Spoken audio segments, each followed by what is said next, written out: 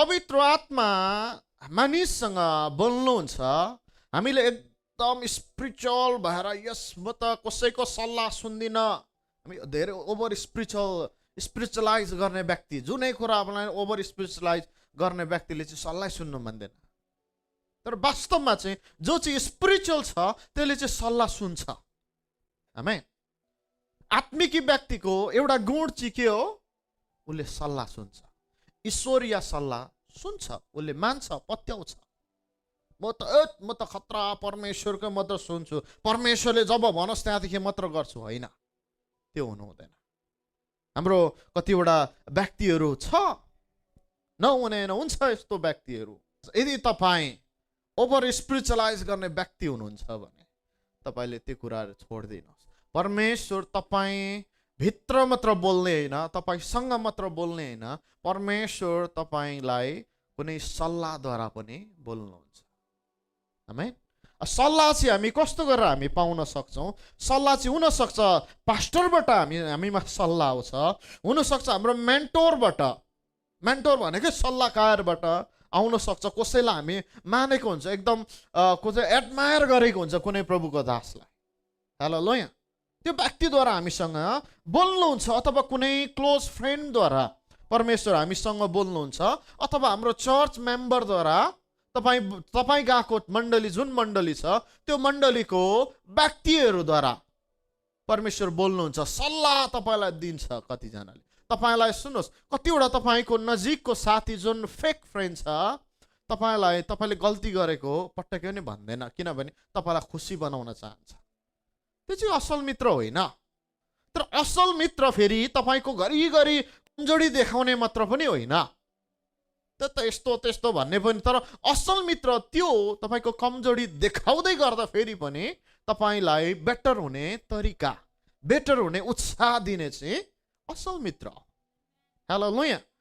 So मण्डलीमा यो खालको मित्रहरू पाइन्छ, अनि त्यहाँदेखि यो मित्रहरूद्वारा परमेश्वर यो सल्लाह, यो चाहिँ ईश्वरीय सल्लाह हो। परमेश्वर हामीसँग बोल्नुहुन्छ, पवित्र आत्मा हामीसँग बोल्नुहुन्छ। जब हामी भित्रको आवाजलाई हामी नेग्लेक्ट गर्छौँ, भित्रको आवाज हामीलाई कतिचोटि थाहा हुँदैन, तर वरिपरिको व्यक्ति को छ, पास्टर हुन्छ, मेन्टोर हुन्छ, सल्लाहकार, नजिकको मित्र होस् या हाम्रो मण्डलीको व्यक्तिहरू होस्, तपाईँले सल्लाह चाहिँ जोसुकैबाट तपाईँले लिनु पनि भएन, यो पनि डेन्जर हो। फेरि सुन्नुहोस् है, जोसुकैबाट एउटा फल्ना आयो, एउटाले फल्ना ल्याएर के भने त्यो यस आमेन भन्दै हिँड्ने होइन। तपाईँको नजिकको मित्र या आफू गएको चर्चको व्यक्तिलाई तपाईँले ट्रस्ट गर्न सक्नुहुन्छ। त्यो व्यक्तिहरूले तपाईँलाई सल्लाह दिँदै गर्दाखेरि हुनसक्छ पवित्र आत्मा त्यो व्यक्तिद्वारा तपाईँसँग बोल्दै हुनुहुन्छ।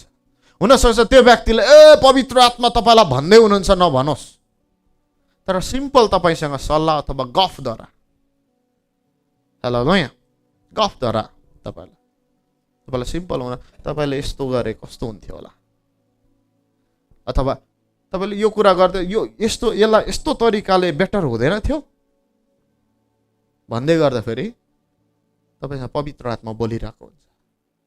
त्यसै कारण तपाईँलाई हामी एकदम ओभर स्पिरिट, म त परमेश्वरको आवाज सुनिहाल्छु नि, मिस गर्छ कतिजनाले। हामी सबैजना सिक्नेमा छौँ। हालेलुया। हामी 100% परमेश्वरको आवाज पक्का हो भनेर हामी सधैँ भन्न सक्दैनौँ। हामी कतिचोटि मिस गर्छौँ सिक्ने क्रममा। तर कतिजनाले हामीलाई जब सल्लाह दिन्छ, त्यो हामी एकदम आत्मिकी देखाउनको लागि चाहिँ घमण्डी हुनु पर्दैन। आत्मिकी हुनको लागि चाहिँ एकल काटे पनि हुनु पर्दैन। आत्मिकी व्यक्ति चाहिँ, आत्मिकी हुनको लागि चाहिँ तपाईँ चाहिँ विड एकदम त्यो हेर्दाखेरि यो व्यक्ति त भिन्नै छ, कस्तो छ, अकडे छ, अमिल्दो छ, त्यो भइराख्नु पर्दैन। आत्मिकी व्यक्ति चाहिँ जो पनि तपाईँलाई लाग्छ म चाहिँ आत्मिकी हो, म परमेश्वरको आवाज, मेरो बारेमा म आफै सुन्छु, होइन, मलाई सल्लाह चाहिँदैन, कसैको केही चाहिँदैन, साथी पनि चाहिँदैन, त्यो चाहिँ स्पिरिचुअल होइन, त्यो चाहिँ बिब्लिकल होइन। परमेश्वर हाम्रो मित्रद्वारा, हाम्रो पास्टरद्वारा, हाम्रो मेन्टरद्वारा, मण्डली परिवारद्वारा पवित्र आत्मा बोल्नुहुन्छ। हालेलुया। सो सल्लाहलाई हामीले ग्रहण गर्न सक्नुपर्छ। जोसुकैको सल्लाह होइन, त्यो गाँजा खाने जाँड खाने तिनीहरूको पनि सल्लाह होइन, तर जो गडली सल्लाह छ। कुनै व्यक्तिको आवाज तपाईँले सुन्दै गर्दाखेरि, कुनै व्यक्तिसँग गफ गर्दै गर्दाखेरि त्योबाट यस्तो सल्लाह पाइन्छ जुन सल्लाह चाहिँ तपाईँलाई लाग्छ परमेश्वर चाहिँ मसँग बोल्दै हुनुहुन्छ यो व्यक्तिद्वारा। हालेलुया। हामीले महसुस गर्छौँ लिटरली कतिवटा साथीसँग गफ गर्दै जाँदाखेरि। मैले तपाईँलाई भनिहालेँ, तपाईँले ओभर स्पिरिचुअलाइज गर्नु हुँदैन कुनै कुरालाई पनि। म एकदम आत्मिक छु, म आफै, मलाई चाहिँदैन साथीहरू, त्यो पनि होइन। एकल काटे आत्मिकी व्यक्ति चाहिँ एकल काटे हुँदैन। हालेलुया। हुँदैन एकल काटे चाहिँ। इभन अगमवक्तालाई पनि मित्र चाहिन्छ। तपाईँले पुरानो नियममा तपाईँले हेर्नुभयो भने अगमवक्ताहरू एक्लै हिँडेको छैन। हालेलुया। कुनै कुनै टास्क पुरा गर्नको लागि, परमेश्वरले भनेको कुरा पुरा गर्नको लागि उनीहरू एक्लै हिँडेको छ। तर जति पनि उनीहरू बसेको छ एउटा अर्गनाइज तरिकाले बसेको छ। तपाईँले पुरानो नियममा तपाईँले हेर्नु भने अगमवक्ताले चाहिँ वरिपरि चाहिँ आफ्नो उनीहरूले चाहिँ अरू सानो अगमवक्ताहरू पनि राखेर हुर्काउँथ्यो। बाइबलले भन्छ के भने स्यामुएलको त अगमवक्ताको स्कुल थियो। उसको यति साह्रो अगमबाडी गर्ने सानो सानो अगमवक्ता थियो नि, उसको अन्डरमा हुर्केको। हालेलुया। हामी त्यसलाई स्कुल भन्न सकिन्छ। सो हामी विर्ड हुनु हुँदैन। आमेन। हामी यसमा धेरै नजाउँ। 5 मा चाहिँ through confirmation of 2 or more witness. Through confirmation of 2 or more witnesses. 2 जना भन्दा धेरै साक्षीद्वारा पवित्र आत्मा बोल्नुहुन्छ कतिवटा कुराहरूमा। आमेन। सुन्नुहोस् ल, प्रेरित अहिले यसलाई एकछिन पढ। मत्ती 18:16, म्याथ्यु 18:16 यसरी भन्छ, तर त्यसले सुनेन भने आफ्नो साथ अरू 1 वा 2 जनालाई लैजाऊ र 2 अथवा 3 साक्षीद्वारा प्रत्येक कुरा पक्का होस्। दोस्रो कोरिन्थी 13:1 मा पनि यसरी भन्छ। 2 Corinthians 13:1 मा, तेस्रो पल्ट म तिमी कहाँ आउने छु, कुनै पनि दोष 2 वा 3 साक्षीहरूका गवाहीद्वारा साबित गरिनु पर्छ। आमेन। सुन्नुहोस्, कुनै पनि कुरा, इभन बाइबलकै सत्यता पनि 2 या 3टा वचन एग्री हुँदैन भने त्यसलाई हामी सहमति आउनु हुँदैन। हालेलुया। त्यसलाई हामी सहमतिमा ल्याउनु हुँदैन त्यो कुरालाई। सो कुनै पनि 2टा या 3टा घटना एउटै खालको छ, मतलब त्यसमा एउटै प्रिन्सिपल लागेको छ। त्यसको मतलब के भने परमेश्वरले त्यो प्रिन्सिपल चाहिँ चलाइरहनुहुन्छ। हालेलुया। कुनै वचन 2टा या 3टा देखि धेरै छ वचन, त्यो वचनलाई चाहिँ मिलाउँदाखेरि सबै एग्री हुन्छ भने त्यसलाई हामी चर्चमा डक्ट्रिन बनाउन सक्छौँ। हामीले त्यसलाई डक्ट्रिन बनाउन सक्छौँ। त्यसलाई हामी चर्चमा अथवा त्यो चाहिँ बाइबलले दिएको नियम हो, त्यसलाई हामी पालन गर्न सक्छौँ। पालन गर्नुपर्छ। आमेन। तपाईँले पनि जब वचन प्रचार गर्नुहुन्छ या कुनै कुरा विश्वास गर्नुहुन्छ, एउटा सोलो स्क्रिप्चरमा तपाईँ नबस्नुहोस्। एउटा सिंगल भर्समा यो वचनले कहाँ कुनामा कता लेखेको हुन्छ त्यो भर्समा अल्झेर बस्छ, त्यसरी बस्नु हुँदैन। एक्जाम्पल तपाईँलाई चङ्गाई चाहिएको छ भने तपाईँले चङ्गाईको बारेमा 2 ठाउँ कहाँ लेखेको छ, मलाई परमेश्वरले निको पार्नुहुन्छ भनेर कहाँ लेखेको छ, त्यो 2टा पदलाई तपाईँले पक्रिनुहोस्, या 2टादेखि धेरै पदलाई, 3टा हुन्छ या 4टा पदलाई तपाईँले पक्रिनुहोस्। त्यसको मतलब के भने चङ्गाई चाहिँ तपाईँले पक्रिनु भयो भने त्यसको मतलब परमेश्वरको प्रतिज्ञा हो तपाईँलाई निको पार्ने। आमेन। किनकि के हुँदैछ, 2टा या 3टा पदले चाहिँ कन्फर्म हुँदैछ। कन्फर्म हुँदैछ, केही कुरा घट्न लागेको छ, केही कुरा बस्नलाई स्टाब्लिस हुन लागेको छ। हालेलुया। सो तपाईसँग पनि कतिवटा कुराहरू मानिस तपाईसँग बोल्छ। एउटा व्यक्तिले आएर भन्छ, एउटा कुरा आएर भन्छ, तपाईँलाई लाग्छ ए ठिकै छ नि त, केही छैन भन्यो। अब तपाईँले मक्ख भएर नबस्नु। जब फेरि अर्को व्यक्तिले पनि आएर त्यही कुरा भन्छ, हो त्यतिखेर चाहिँ तपाईँले सोच्नुपर्ने हुन्छ। तपाईँलाई कुनै व्यक्तिले तपाईँको जीवनमा अगमबाडी गर्छ भने, तपाईँको स्पिरिटमा एकदम स्योर भएन भने त्यसलाई तपाईँले ग्रहण नगर्नुहोस्। परमेश्वरलाई भन्नुहोस्, परमेश्वर तपाईँको वचनले भन्छ 2 या 3 जनाको साक्षीमा पक्का हुन्छ, केही कुरा पनि इस्टाब्लिस हुन्छ। तपाईँले भन्नुहोस्, परमेश्वर मलाई अर्को पनि एकजनाद्वारा तपाईँले यसलाई कन्फर्म गर्नुहोस्, पक्का गर्नुहोस्।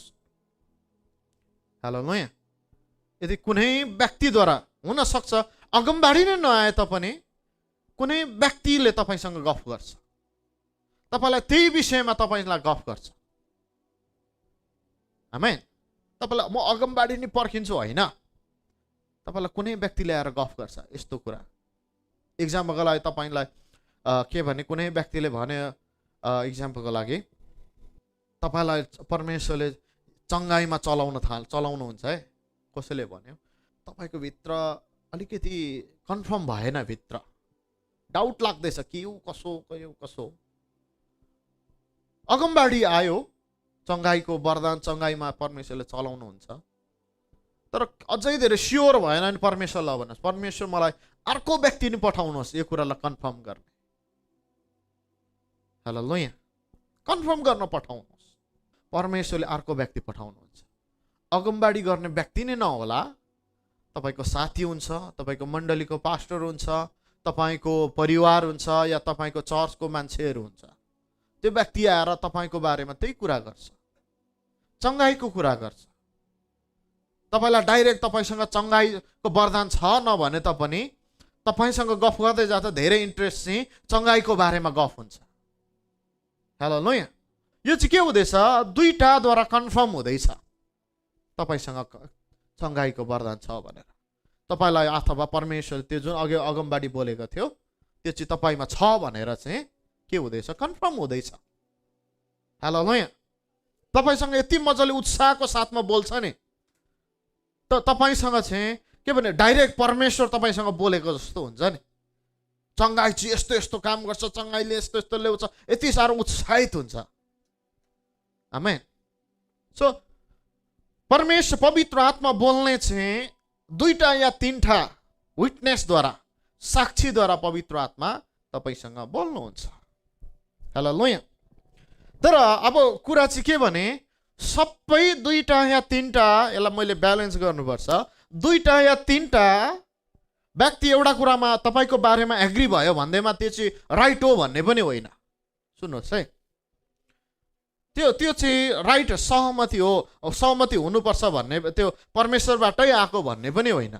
किनकि तपाईँको बारेमा यति साह्रो नराम्रो सोच्ने व्यक्ति छ नि, एकजना भन्दा धेरै छ। तपाईँले यो प्रिन्सिपललाई चाहिँ एकरो लिनुभयो भने चाहिँ तपाईँको विरुद्धमा बोल्ने आएर पनि ए त्यो त यस्तो गर्नु मिल्दैन तैँले भन्यो भने अर्को पनि हुन्छ विरोध गर्ने। 2 जना सहमति भयो, हामीलाई के लाग्छ भने यदि हामीले राइट तरिकाले पक्रिएन भने चाहिँ त्यो के भयो, 2 जना सहमति भयो, हामीलाई के लाग्छ, ए परमेश्वरको इच्छा रहेन रहेछ यो गर्ने। तपाईँको नराम्रो सोच्ने व्यक्ति चाहिँ कति छ? एकजना मात्र छैन। तपाईँले नसोच्नु मलाई त सबैजनाले एकदम राम्रो गर्छ, मेरो बारेमा सबैले राम्रो सोच्छ, गर्दैन। यीशुको 12 जना चेला मध्ये त एउटा चेलाले यीशु मरोस् भनेर इच्छा गर्यो। यीशुलाई चाहिँ के भने लोगोस पक्राउन छोड्दे। जब तपाईँको बारेमा कुनै व्यक्ति केही कुरामा के भने एग्री गर्छ तपाईँको विरुद्धमा, कतिजना यस्तो साह्रो पनि एग्री गर्छ, त्यो चाहिँ तपाईँले गर्न लागेको काम, जुन परमेश्वरले भनेको काम गर्न लागेको काम हुन्छ, त्यसको विरुद्धमा उठ्ने पनि 2-3 जना उठ्छ, कतिजना। तपाईँ यसमा ध्यान पुर्याउनु भएन भने चाहिँ परमेश्वरले भनेको कुरा चाहिँ तपाईँले त्यसलाई परमेश्वरको प्लानलाई चाहिँ तपाईँले नष्ट पार्नुहुन्छ। त्यो भएकाले गर्दा मैले तपाईँलाई सुरुमा मैले 3टा कुरा बताएको थियो, inner witness, inner voice and the voice of Holi spirit. Hello ल, त्यहाँदेखि मात्र अरू सुरु हुन्छ।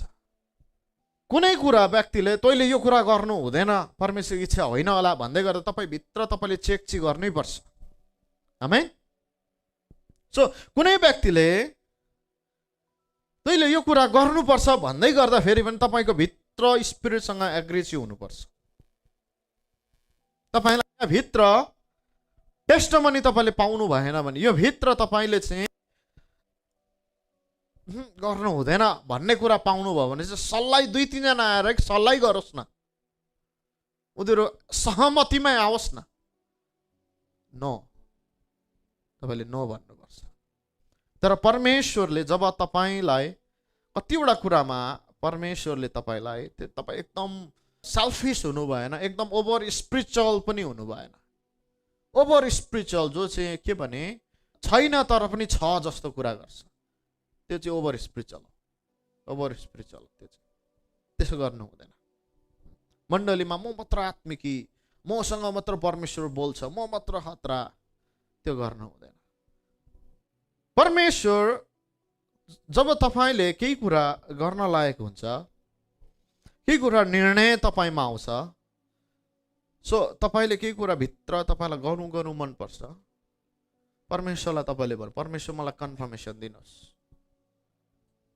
कुनै व्यक्ति आएर तपाईँलाई कन्फर्म दिन्छ, तपाईँलाई कुनै व्यक्ति आएर तपाईँलाई 2 जना या 3 जना व्यक्ति आएर परमेश्वरले त्यो व्यक्तिलाई प्रयोग गर्छ। तपाईँलाई डाइरेक्ट अगमबाडी नगरोस् तर तपाईँलाई सल्लाह दिन थाल्छ। हेलो ल, यहाँ सल्लाह दिन्छ, यो कुरा गर्नुपर्छ, यस्तो पो, यो बारेमा त यस्तो पो त। त्यही एक्ज्याक्टली तपाईँले सोचिरहेको बारेमा त्यो व्यक्तिले तपाईँसँगै कुरा गर्छ। त्यो चाहिँ किन गर्नु पर्यो मैसँग? किनकि तपाईँले कन्फर्मेसन माग्नु भयो नि त। अथवा परमेश्वरले तपाईँलाई कन्फर्म बनाउन चाहनुहुन्छ। जुन कुरा परमेश्वर तपाईँ भित्र बोल्दै हुनुहुन्छ, अथवा जुन कुरा परमेश्वर कुनै व्यक्तिद्वारा बोलेको छ, एकजना मात्र होइन अर्को व्यक्तिद्वारा पनि परमेश्वरले तपाईँलाई कन्फर्मेसन दिन चाहनुहुन्छ। हेलो ल, यहाँ त्यसलाई चाहिँ के भने पक्का गराउन चाहनुहुन्छ परमेश्वर।